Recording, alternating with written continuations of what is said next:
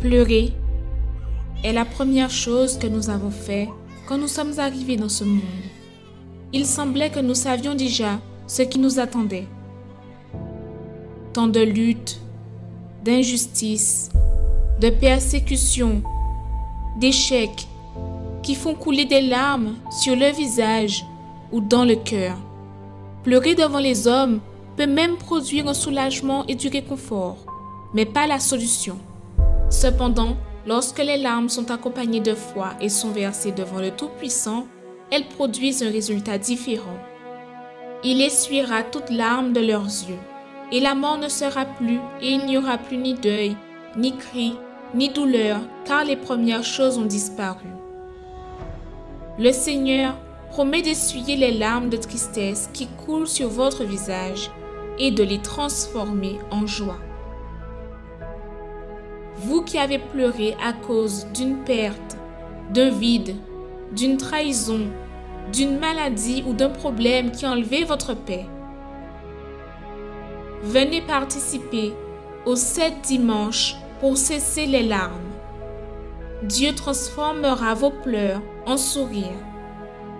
Spécialement à 15 h au Centre d'accueil universel des Abîmes, 6 Montvergin face à la Brède.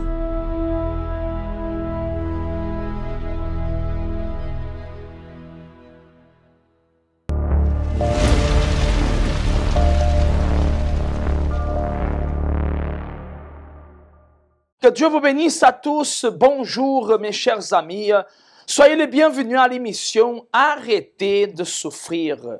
Aujourd'hui, nous allons, mes chers amis, vous lancer l'invitation pour aujourd'hui dimanche.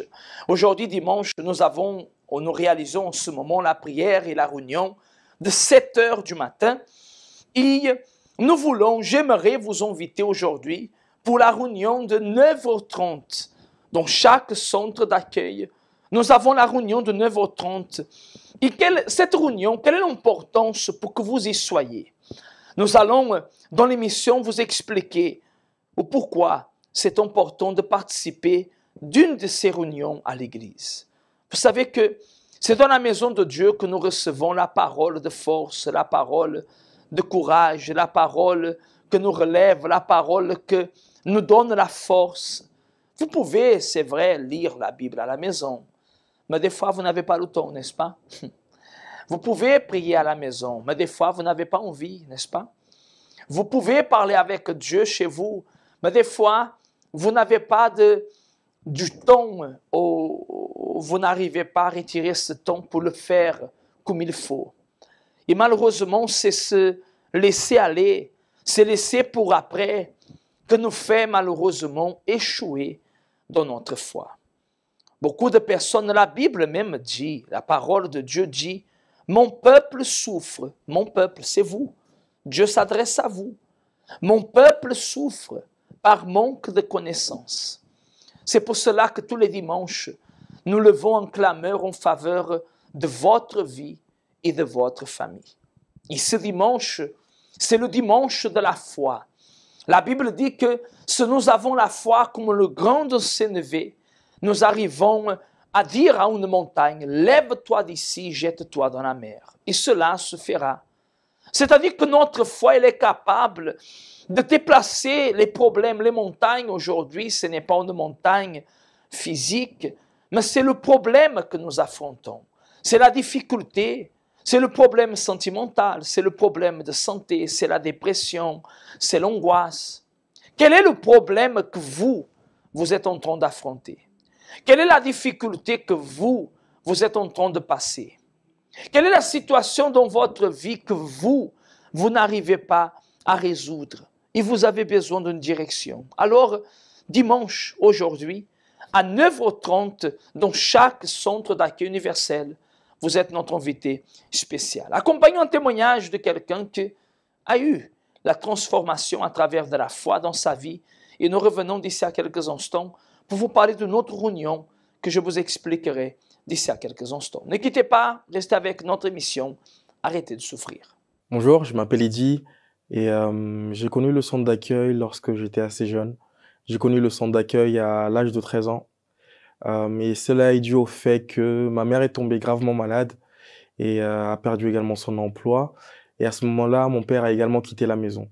Et tout cela était lié au fait que une copine, une amie proche de ma mère avait fait de la sorcellerie contre elle.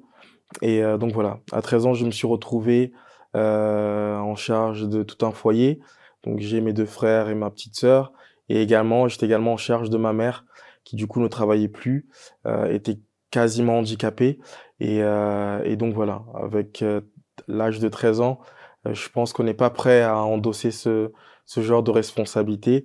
Je n'ai pas eu le choix et j'ai dû faire face aux responsabilités assez jeunes. Donc j'allais tous les matins au Resto du Cœur justement pour qu'on puisse manger, pour qu'on puisse avoir de quoi survivre. On était à plusieurs reprises menacés également d'être expulsés de l'appartement dans lequel nous vivons. J'ai créé une bulle autour de moi pour éviter de montrer une faiblesse et pour surtout ne pas montrer que je souffrais, surtout moi aussi à l'intérieur. Et donc voilà, c'était une situation très difficile. Tous les soirs, je pleurais. J'ai connu le centre d'accueil, c'est comme ça que ma famille a connu le centre d'accueil. Lorsqu'une dame qui venait à l'église est passée visiter ma mère, donc c'était une connaissance, elle est passée voir ma mère et lors de son passage, elle a laissé un semeur sur la table du salon. Donc suite à ce semeur-là, nous nous sommes dit on va aller voir si les témoignages que les gens racontent dans ce semeur sont réels. Et donc c'est comme ça que nous sommes arrivés une première fois au centre d'accueil un dimanche. Et ce qui était fort, c'est que tout ce qui a été prêché, tout ce qui a été donné comme message, c'était ma vie, c'était la situation qu'on vivait. Mais je venais parce que simplement la parole qui était transmise me procurait une paix, me procurait un instant je dirais, de gaieté, un instant aussi, un moment d'espoir. Et dès que je me retrouvais du coup hors de l'église, dès que je me retrouvais dans la vie réelle, dans la réalité pour moi, c'était difficile. J'avais du mal à mettre en pratique ce que j'entendais à l'église. Et c'est lors de la deuxième campagne d'Israël que j'ai saisi que voilà, j'y ai participé parce que je voulais changer intérieurement. J'avais besoin de trouver la paix. J'avais besoin de donner ma vie à Dieu. Et après cette campagne-là, ça a été vraiment un changement, je dirais pas immédiat, mais c'est un changement progressif. J'ai commencé à voir le changement en moi. Moi qui étais fermé dans ma bulle, j'ai commencé à m'ouvrir aux autres. J'ai connu également la FJU au travers de laquelle j'ai beaucoup appris. Et surtout, au travers de ce sacrifice, Dieu, il a retiré en moi toute ancienneté, toute angoisse, toute peur, toute tristesse. Donc à ce moment-là, j'ai décidé de faire un pacte avec Dieu. Et je lui ai dit que si je changeais ma vie totalement et que si je recevais également le Saint-Esprit, j'allais justement dédier toute ma vie à le servir. Et quelques temps après, justement, un samedi, je me rappelle, un samedi, lors d'une réunion de l'évangélisation, j'ai reçu le Saint-Esprit, j'ai reçu la présence de Dieu. Et c'était quelque chose d'unique. Et à ce moment-là, je savais justement que ce vœu que j'avais fait en étant plus jeune, ce vœu que j'avais fait un peu plus tôt, c'est finalement réalisé lorsque la présence de Dieu est rentrée en moi. Et à partir de ce moment-là, je savais que Dieu et moi, nous n'étions qu'un. Et que dans tout ce que je faisais, il me guidait. Dans tout ce que je faisais, il m'accompagnait et il me parlait. Et donc aujourd'hui, en ayant eu le Saint-Esprit dans ma vie, par la suite, je suis également devenu serviteur. Donc aujourd'hui, j'ai le plaisir de servir Dieu chaque jour de ma vie. Mais Dieu a également béni les autres aspects de ma vie, que ça soit professionnellement. J'ai pu faire mes études dans le commerce. Je travaille également pour une très très très grande entreprise en France. Au niveau de ma vie sentimentale, Dieu m'a énormément béni. Je suis marié maintenant depuis un peu plus de 5 ans, avec une femme de Dieu également qui sert également Dieu, qui a la même vision aussi de la foi. Et donc c'est vraiment que des bénédictions qui se sont enchaînées après cette décision et ce pacte. Avec mon épouse, nous avions décidé de sacrifier pour l'acquisition d'une maison. Parce qu'à l'époque, elle était enceinte, donc nous attendions notre premier fils.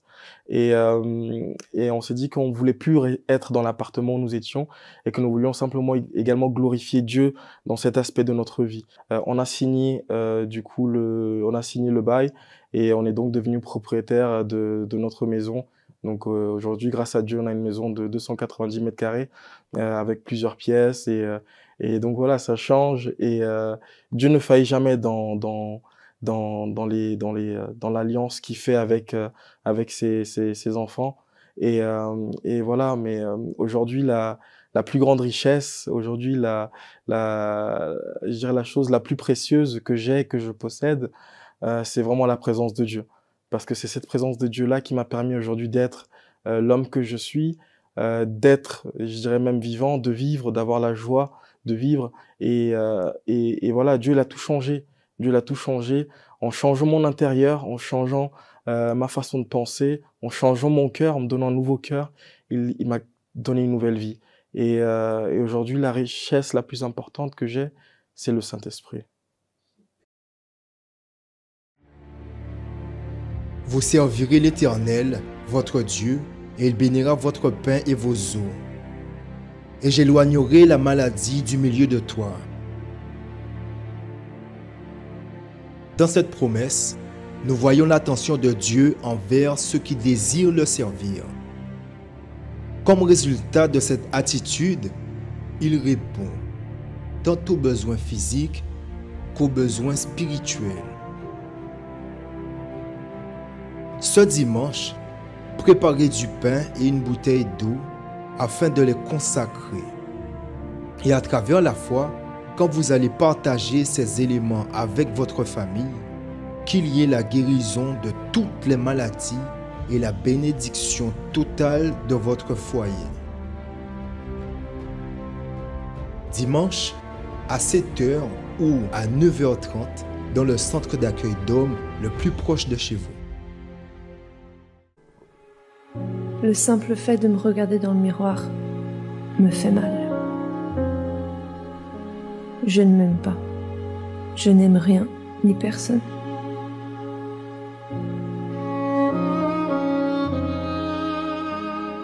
Je ne sers à rien. Je n'ai pas d'argent, pas de travail. Je n'ai rien. Parfois, je me dis que si je pars, je ne manquerai à personne. Le plus dur, c'est de se lever chaque matin avec la sensation que tout recommence. Avec cette souffrance qui ne me quitte pas. Mes amis, ma famille, il y en a qui veulent m'aider. Mais ça ne sert à rien. Il n'y a pas de solution pour moi. Je pleure tous les soirs. Pendant la journée, je suis normale. Mais la douleur me fait verser des larmes à l'intérieur. Personne ne le sait. Personne ne le voit. Je souffre. Je souffre. Je souffre. Je souffre. Je souffre. Je souffre. La souffrance nous entoure. Ne soyons pas indifférents. La dépression a une solution. Le suicide n'est pas la solution. Vous avez accompagné ce spot, le témoignage bien évidemment, mais ce spot qui parle de la dépression. Et pourquoi j'ai mis ce spot? Parce que je voulais vous parler de l'invitation pour la réunion de dimanche 15h. Au CAU des Abîmes, au centre d'accueil des Abîmes de notre siège, à 15h, nous avons une réunion, que c'est une réunion intitulée « Le cesser des larmes ». C'est le moment que vous cessez les larmes. Vous voulez cesser vos larmes, vous voulez terminer vos larmes.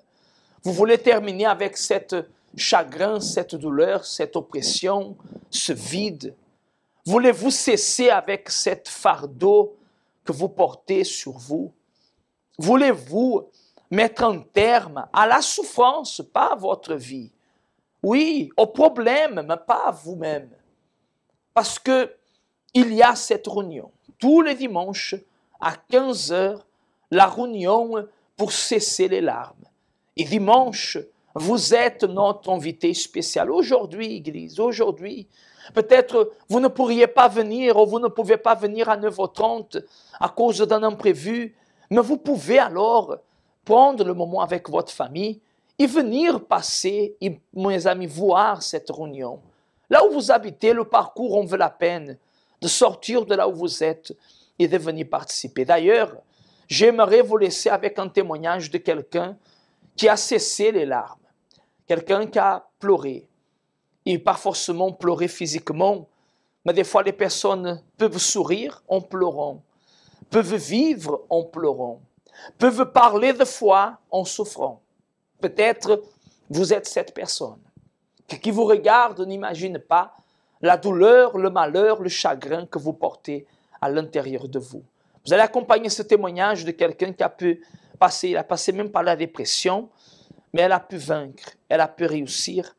Et vous aussi, vous pouvez réussir. Accompagnons ce témoignage, le spot, et nous revenons d'ici à quelques instants pour nous préparer parce que nous allons réaliser une prière en faveur de tous ceux et celles qui sont connectés avec nous. Ne quittez pas, préparez déjà votre verre d'eau. Nous revenons d'ici à quelques instants.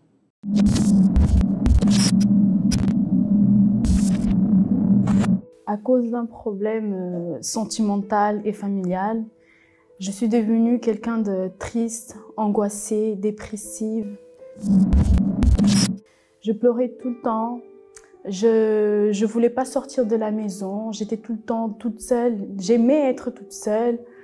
Donc, de temps en temps, je faisais des crises d'angoisse. Je pleurais, je criais dans la maison.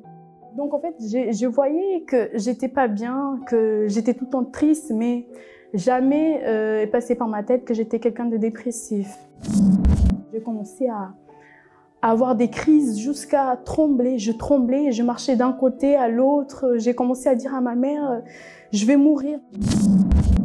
Parce que j'arrivais même pas à respirer tellement j'étais nerveuse ce jour-là. J'ai commencé à pleurer, je disais, je vais mourir, c'est fini. Et après, elle m'a regardée, je me rappelle, elle m'a dit, Vania, tu es dépressif. Et ce jour-là, c'était vraiment la pire journée de ma vie parce que, en fait, je pensais que ça pouvait arriver aux autres, mais pas à moi. Et quand elle m'a dit ça, c'est comme si, voilà, c'est fini pour toi, en fait. Et après ce jour-là, j'ai commencé aussi à entendre des voix. Donc, cette voix, elle me disait qu'il n'y avait plus de solution pour moi, que j'allais mourir, parce qu'à l'époque, j'étais enceinte. Elle me disait aussi, cette voix, elle me disait aussi que l'enfant que j'attendais était malade. Donc, il n'y avait personne qui pouvait me dire le contraire. J'étais persuadée que j'allais mourir et que l'enfant aussi était malade. Donc, j'allais tout le temps chez le médecin. On me connaissait déjà, je ne parlais pas bien français, mais j'étais tout le temps là et je m'exprimais en pleurs. Je pleurais, j'essayais de dire « mais aidez-moi » parce que je vais mourir. Et je me rappelle qu'il y avait un centre de santé à côté de la maison, donc j'allais presque tous les jours. Il y avait une dame que je parlais avec elle tout le temps. Je m'exprimais comme je pouvais et je lui disais « mais aidez-moi parce que l'enfant que j'attends est malade et je vais mourir ». Et je lui montrais l'échographie et tout ça. Elle me disait « mais ça va, l'enfant il va bien ». Donc cette dame, elle a vu que j'étais pas bien, elle a appelé une psychologue. J'ai parlé avec la psychologue, mais elle m'a dit en fait, ça vient de vous, ça vient de vous, donc vous devez être forte, ce que vous avez, il n'y a pas de solution. Donc pour moi, c'était fini en fait. Donc c'est là que j'ai commencé à croire vraiment que voilà, j'allais mourir. Et je me rappelle que même la psychologue, la dame qui me suivait, elle m'a dit un jour, quand elle a vu que j'arrivais pas, j'étais toujours la même, que je pleurais tout le temps, elle m'a dit mais Vania, va voir, va à l'église. Et j'ai même pas osé lui répondre parce que j'allais déjà à l'église, sauf que j'étais tellement persuadée que j'allais mourir, j'étais tellement persuadée que même les gens là-bas, ils me comprenaient pas et qu'ils savaient pas vraiment ce que je ressentais. Si je peux pas dire aux hommes, si je peux pas avoir de l'aide de la part des gens, donc la seule personne qui peut m'aider, c'est Dieu. Donc, il n'y a que lui qui peut m'aider. Au moins, lui, il ne va pas dire... il ne va pas me dire qu'ils vont me mettre... Il ne va pas me dénoncer et dire que, voilà, il n'y a plus de solution. Au moins, lui, il ne va pas dire aux autres que je suis malade, que je suis folle. Et ça n'allait pas empirer en fait. Donc c'est là que je suis allée au centre d'accueil universel. Et ce jour-là, je suis allée voir un des responsables qui était là. J'ai dit, je suis triste, je suis angoissée. Je sais que ma mère, elle avait déjà parlé avec lui, mais ce jour-là, je suis angoissée, je ne dors pas bien. Dès que la nuit arrive, je n'arrive pas à dormir. Je vais commencer à réfléchir comment je vais faire pour finir avec ma vie. Je vais prendre des médicaments, qu'est-ce que je vais faire? Mais de l'autre côté, j'avais la mort, je voyais la mort comme une solution, mais j'avais peur de la mort. J'avais très peur. Donc je lui ai dit, et ce jour-là, j'ai commencé à pratiquer, j'ai commencé à obéir. Au bout d'une semaine, j'ai été guérie, j'avais plus de dépression, j'étais plus triste, j'arrivais à dormir tranquillement. Dieu, il a pu me guérir parce que je croyais pas, mais j'ai vu en fait que lui, il fait exception de personne. Donc aujourd'hui, je suis quelqu'un, j'ai la joie à l'intérieur de moi, j'ai la paix, je dors bien, je dors en paix, je me réveille en paix, je suis tout le temps joyeuse. Donc j'ai des problèmes, oui, mais j'ai toujours cette force à l'intérieur de moi qui m'aide à surmonter les moments difficiles. Mon enfant, il va très bien, il est né en très bonne santé. C'est un enfant normal comme tous les autres. C'est un enfant épanoui, donc tout va bien, grâce à Dieu. Pleurer est la première chose que nous avons fait quand nous sommes arrivés dans ce monde. Il semblait que nous savions déjà ce qui nous attendait. Tant de luttes, d'injustices, de persécutions, d'échecs qui font couler des larmes sur le visage ou dans le cœur. Pleurer devant les hommes peut même produire un soulagement et du réconfort, mais pas la solution. Cependant, lorsque les larmes sont accompagnées de foi et sont versées devant le Tout-Puissant, elles produisent un résultat différent.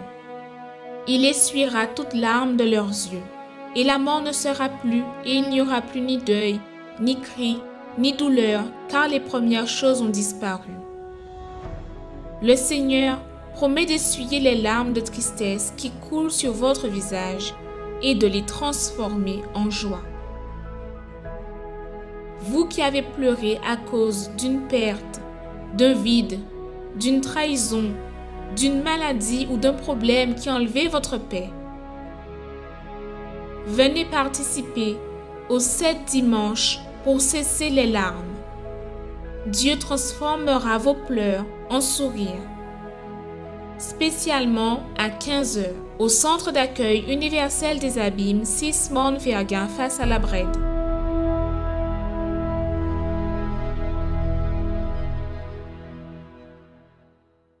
Qu'est-ce que pourrait vous empêcher alors à vous de venir chercher cette solution? Qu'est-ce que peut vous empêcher à vous de venir lutter pour votre vie? Vous savez que le centre d'accueil est ouvert 7 jours sur 7. Mes amis, on n'est pas ouvert 24 sur 24 heures parce qu'on n'a pas de pasteurs, de personnes suffisantes pour pouvoir nous aider. Mais une chose, il y a même nos SOS, ligne amis, les numéros qui s'affichent sur votre écran, que vous pouvez nous contacter, c'est le 05 90 28 33 83, alors ligne WhatsApp 06 90 55 16 70. Vous pouvez, mes chers amis, recevoir une direction à n'importe quel moment. Les portes du centre d'accueil sont ouvertes, mes amis, pour vous recevoir, pour vous donner une direction, pour vous donner une orientation afin que votre vie change.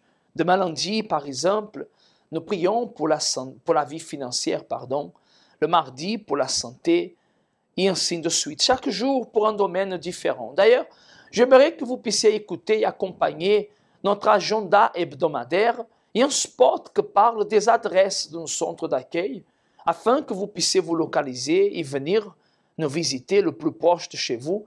Et nous allons revenir avec le spot de prière, afin de clamer à Dieu en faveur de vous tous. Prenez le verre d'eau, la bouteille d'eau, préparez-vous On va parler avec Dieu.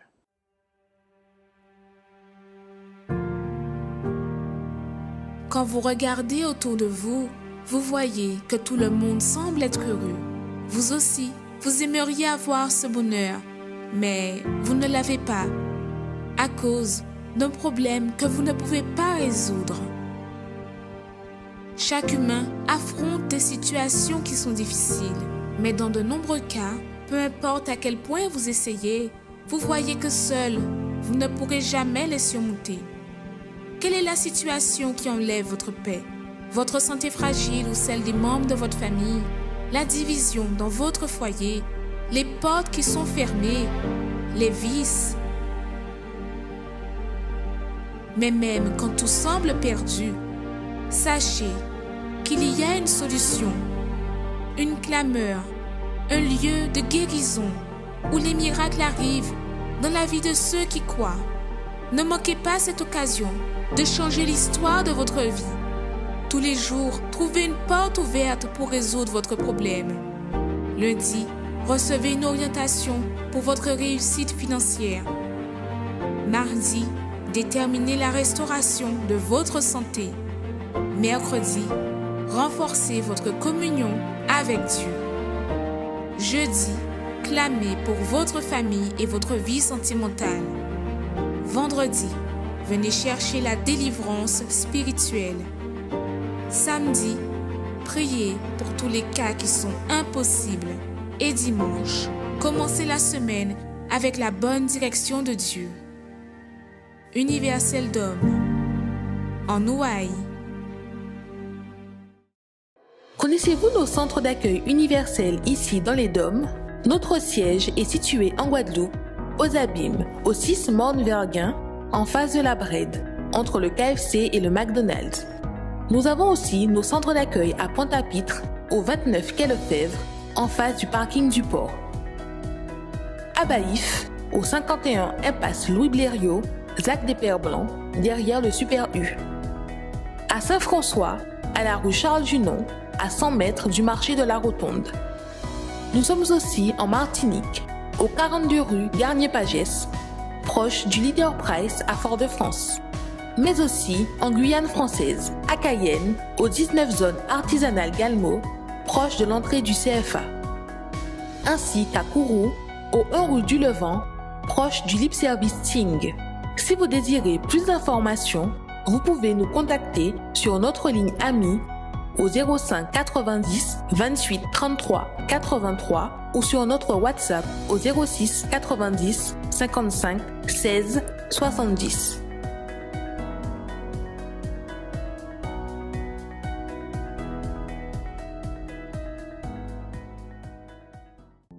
Parler avec bon Dieu, c'est ça nous toutes besoin. C'est lui qui a nous force pour nous arriver à affronter toute difficulté qui vienne contre nous. Pareil en de l'eau, c'est moment à la prière. Seigneur notre Dieu, Seigneur notre Père, ce dimanche matin, mon Dieu, que nous considérons le jour du Seigneur ici, je fais une prière pour tous ceux et celles qui désirent sortir de cette souffrance. Et la prière que je fais, c'est que le Seigneur donne force. C'est cela, donne force à cette personne que peut-être n'avait pas de force pour venir dans ta maison. Relève, fortifie, guéris, restaure, rétablis. Mon Père, donne le courage à cette personne que peut-être a abandonné le centre d'accueil. Pour une raison ou pour une autre, la question n'est pas dessus. Le problème n'est pas là. Ce que nous voulons, c'est qu'elle retourne à la foi. Pas seulement dans une église, ce n'est pas ça que nous voulons, mais qu'elle retourne à toi, mon Dieu. Oh mon Père, visite à ceux que peut-être ne peuvent pas se déplacer, comme ceux qui sont à l'hôpital, incarcérés, peut-être ceux qui travaillent, mais que veulent et ont besoin de cette prière. Seigneur, va à leur rencontre de cette infirmière, de ce médecin, qui se trouve, Seigneur, en service, à laisser la famille pour aider parfois des inconnus. Mon Père, viens aussi l'aider, viens le fortifier, viens le relever, viens bénir, mon Dieu. Et viens, mon Seigneur, manifester ton pouvoir. Que cette prière soit le point de contact pour tout un chacun qui nous accompagne et qui nous écoute, puisse recevoir la guérison, le miracle, la transformation à travers de la foi. Nous consacrons et nous présentons la vie de tout et de tous et nous déterminons, soyez libres. Recevez la paix là où vous êtes, là où vous m'écoutez, que la main du Seigneur vous visite, au nom du Seigneur. Et si ainsi vous croyez, dites Amen et dites grâce à Dieu. Là où vous êtes, prenez ce verre d'eau, buvez de cette eau. Et au moment que vous allez boire de cette eau, recevez force, vie, santé, au nom du Seigneur Jésus. Amen et grâce à Dieu. Nous arrivons à la fin de notre émission. Nous vous disons, la porte du centre d'accueil est ouverte pour vous. Aujourd'hui, à 9h30 ou alors à 15h aux Abîmes, vous êtes notre invité spécial. Moi, je serai au 151, on passe Louis Blériot, mes amis, afin de vous recevoir. Vous que vous avez besoin à Baïf, vous que vous avez besoin, vous pouvez nous rejoindre ou alors dans le centre d'accueil le plus proche de chez vous. Bon dimanche à tous et que Dieu vous bénisse.